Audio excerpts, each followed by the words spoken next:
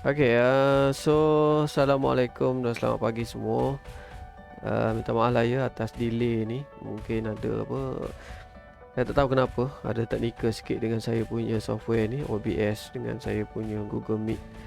Tapi tak apa So saya harap apa yang saya harapnya selesai lah tak ada apa-apa. Ikut rekod saya dah ada 45 orang. Dah ada 45 orang daripada yang sepatutnya 60 orang lah 63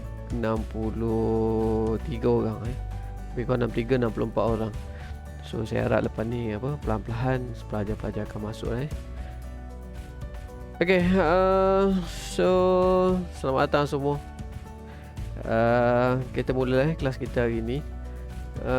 Kita sambung apa yang kita belajar pada minggu lepas.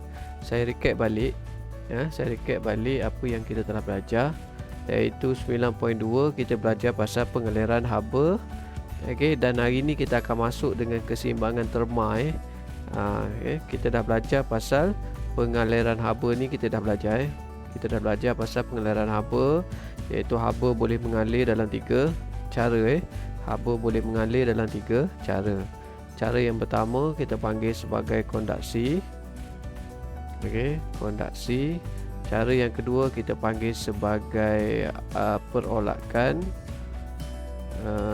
Dan yang ketiga adalah melalui sinaran. Minggu lepas saya ada tunjuk, saya buatlah demo. Saya buat demo apa yang dimasukkan dengan kondaksi, perolakan dan sinaran. Kondaksi ni lebih kepada pergerakan haba ataupun pengelaran haba daripada kawasan yang kurang suhu rendah, daripada kawasan yang bersuhu tinggi ataupun kawasan yang panas ke kawasan yang sejuk, dan dia melalui medium iaitu medium pepejal. So saya dah tunjuk dekat awak itu hari, maknanya yang saya tunjuk dekat awak, saya ada batang besi tu saya ada satu batang besi yang mana saya lekatkan dengan paku tekan. Yang saya letakkan paku tekan dekat ujung tu ada 3 paku tekan. Yang saya lekatkan paku tekan tadi dengan besi tadi menggunakan lilin dan saya panaskan pada satu hujung. Asalnya kedua-dua saya bubuh paku tekan A, B dan C. Asalnya bahagian yang pertama ni, yang nombor 1 ni dia akan bergerak ke nombor 2. Asalnya bahagian 1 ni semua nombor 1 sampai ke 2 ni besi ni sejuk. Asalnya besi ni sejuk. Tapi bila saya panaskan di bahagian nombor 1 ni, so bahagian nombor 1 ni dia akan mula menerima haba. Bahagian yang saya highlight dengan hijau ni dia akan menerima haba. So bila dia menerima haba, kondaksi ni adalah pengaliran haba daripada kawasan panas kepada kawasan yang sejuk. So bahagian nombor 1 ni akan mula panas. Dia akan mula panas dan tenaga haba yang panas tadi, akan diserap oleh molekul. Akan diserap oleh molekul yang ada dalam pepejal tadi. So bila dia menyerap banyak, dia akan pindahkan. Dia akan alihkan kepada kawan di sebelah dia. Nanti kawan sebelah dia pun dah penuh, dia alihkan kepada kawan di sebelah dia lagi. So lama-lama pergerakan dia akan bergerak perlahan-lahan. Dia akan bergerak dalam batang besi ni, iaitu medium pepejal tadi, dan dia akan sampai dekat paku tekan A. Bila dia sampai kat paku tekan A, suhu dia meningkat, tenaga haba dia banyak. Apa yang berlaku adalah dekat paku tekan A ni ada lilin yang kita tampal dia tu, yang kita lekatkan paku A dengan besi tadi. Jadi lilin tadi akan perlahan-lahan cair. So lilin akan perlahan-lahan cair. So bila keseluruhan lilin cair sampai dekat sini, maka apa yang berlaku adalah paku tekan A akan jatuh dulu. Dia tak akan jatuh serentak. Dia tidak akan jatuh serentak. Kenapa dia tak jatuh serentak? Sebab pengaliran kondaksi ni dia mengalir daripada kawasan yang panas kepada kawasan yang sejuk.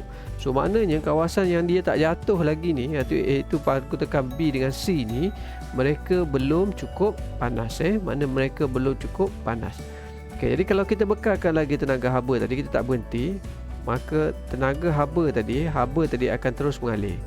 Okey, dia akan mengalir, dia akan sampai dekat paku tekan B. Bila sampai dekat paku tekan B, lilin tadi pula akan cair. So lilin akan cair, maka paku tekan B pula akan jatuh. Kita panaskan lagi. Haba ni akan terus bergerak sampai dekat paku tekan C dan mencairkan lilin, dan paku tekan C juga akan jatuh.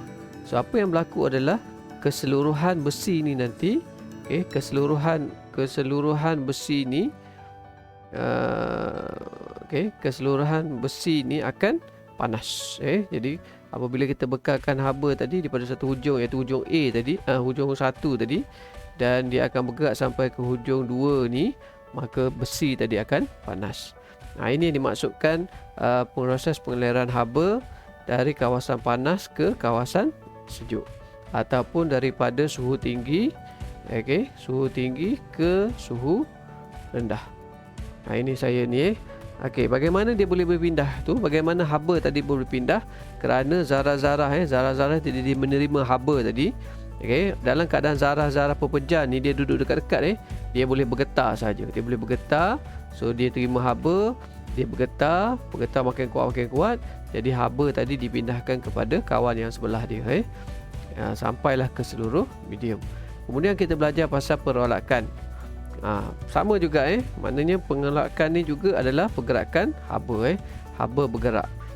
Sama juga daripada kawasan panas kepada kawasan yang sejuk. Bezanya kali ini dia menggunakan medium juga, tapi medium dia kali ini adalah cecair dan gas. Kalau konduksi tadi adalah pepejal, tapi kalau kata perolakan ni, medium yang digunakan adalah cecair dan gas. Sama sama kawasan panas ke kawasan sejuk. Tapi yang membezakannya apa dia adalah, kalau ni saya ada air, katakan dalam ni ada air. Dalam cawan saya ni ada air. So dalam air ni ada molekul air, ada molekul air. So molekul air ni bahagian bawah molekul air ni dia jauh sikit daripada pepejal. Kedudukan zarah-zarah, jarak antara zarah-zarah dalam cecair ni dia jauh sikit.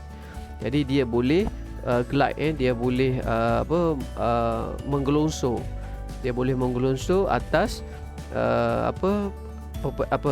zarah-zarah yang lain. Kalau pepejal tadi dia bergetar. Dia bergetar. Tapi sekarang ni cecair ni oleh kerana jarak dia jauh sikit, jadi dia menggelongsor antara di atas satu zarah kepada zarah yang lain. So semua sama je. Apa yang berlaku adalah bila kita panaskan bahagian bawah ni, bila kita panaskan air tadi, zarah-zarah tadi dia akan serap haba juga. Dia akan serap haba. Dia akan serap haba. Zarah bahagian bawah ni dia akan serap haba. So bila dia serap haba, apa yang berlaku dalam cecair dan gas ni, dia akan menyebabkan ketumpatan dia. Ketumpatan dia akan menjadi rendah. Benda yang panas tadi dia akan menyebabkan ketumpatan dia menjadi rendah, ataupun kurang tumpat. So bila dia kurang tumpat berbanding dengan yang sejuk di bahagian atas ni, lebih sejuk. Bahagian bawah ni dia dah panas. Bahagian bawah dah panas. So apa yang berlaku, dia akan bergerak naik ke atas. Dia akan bergerak naik ke atas. So bila dia bergerak naik ke atas, kenapa? Sebab dia ketumpatan dia sudah rendah. So bila dia naik ke atas, bila dia naik ke atas, apa yang berlaku adalah bahagian bawah ni dah tinggal kosong. Bahagian yang bawah ni yang sepatutnya dia ada tadi dah tinggal kosong. Jadi bila tinggal kosong, dia akan diisi dengan zarah-zarah yang berketumpatan tinggi, ataupun zarah-zarah yang sejuk. So zarah sejuk akan turun ke bawah. Jadi dia akan berlaku perolakan. Arus perolakan tu akan terhasil kerana apa? Kerana perbezaan ketumpatan. Ketumpatan yang zarah yang sejuk tadi akan turun ke bawah kerana apa? Kerana dia lebih tumpat, dan pertukaran ini, pergerakan ini kita panggil sebagai perolakan. Kemudian kita belajar pasal sinaran. Sinaran ni yang paling biasa lah. Sinaran ni dia boleh bergerak, boleh bergerak daripada satu titik, contohnya bergerak daripada A ke B, tidak memerlukan sebarang medium. Dia tak nak medium, dia tak ada medium pun tak apa. Dia tak ada medium pun tak apa, dia boleh bergerak. Sebagai contoh, matahari. Cahaya matahari boleh sampai haba matahari tadi, daripada cahaya matahari tadi boleh sampai ke bumi. Boleh sampai ke bumi. Bagaimana boleh sampai ke bumi? Okey, sedangkan tidak ada udara, tidak ada udara. So udara ni dia medium, udara ni adalah medium. Okey, kerana apa kita kata dia medium? Kerana dalam udara tadi ada zarah-zarah udara, jadi vacuum, kawasan apa ni kita panggil angkasa lepas, kawasan angkasa lepas ni, ruang antara bumi dengan matahari ni kita panggil kawasan vacuum. Kita panggil dia sebagai kawasan vacuum. Kenapa kita panggil dia kawasan vacuum? Kerana dia tidak ada apa-apa medium, dia tidak ada apa-apa medium, iaitu udara. Bila dia tak ada udara, maka dia tidak ada zarah ataupun molekul. Dia tak ada. So bila dia tak ada, maka kita panggil dia sebagai kawasan vacuum. Tapi cahaya matahari boleh sampai. Cahaya matahari boleh sampai daripada matahari sampai ke bumi. Ini yang kita panggil sebagai sinaran. Satu lagi, kalau kita duduk di depan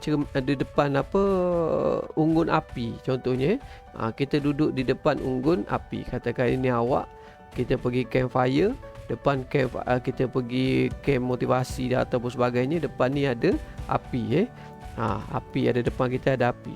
So haba daripada api tadi boleh sampai dekat awak, boleh sampai kepada awak dengan cara apa? Dengan cara kita kata sinaran. Dengan cara sinaran. Okey.